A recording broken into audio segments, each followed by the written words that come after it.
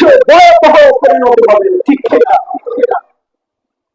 আমার এই দেশে বাংলাদেশে রাখাল নাস্তিক, সে আমার নবী, আমার কলিজার টুকরা নবী মুহাম্মদ আরবি সাল্লাল্লাহু আলাইহি ওয়াসাল্লামকে গালি দিয়েছে, আল্লাহকে নিয়ে কটূক্তি করেছে।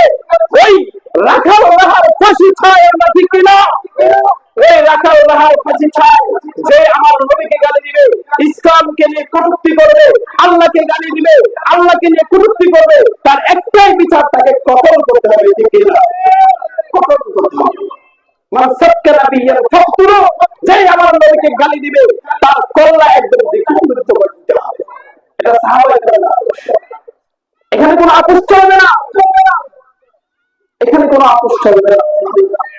খুব চক্রান্ত করতেছে ইসলামকে নিশ্চিহ্ন করে দেওয়ার জন্য, খুব চক্রান্ত করতেছে ইসলামকে মুছে দেওয়ার জন্য, কিন্তু না, তোমরা কিছুই করতে পারবে না।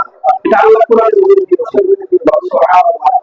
আল্লাহ বলেন ইউরিদুনা লিইউতফিউ নূরাল্লাহি বিআফওয়াহিহিম, ইউরিদুনা লিইউতফিউ নূরাল্লাহি বিআফওয়াহিহিম ওয়াল্লাহু মুতিম্মু নূরিহি ওয়ালাউ কারিহাল কাফিরুন।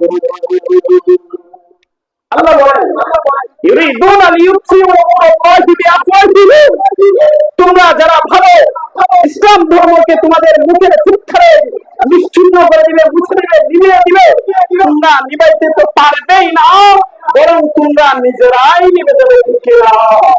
তারা নিজেরাই নিভে যাবে। আবু জাহেল চেয়েছিল আমার নবী মুহাম্মদ রাসূলুল্লাহ সাল্লাল্লাহু আলাইহি ওয়াসাল্লাম নিশ্চিহ্ন করে দেওয়া হবে, কিন্তু আবু জাহেল চলে গেছে।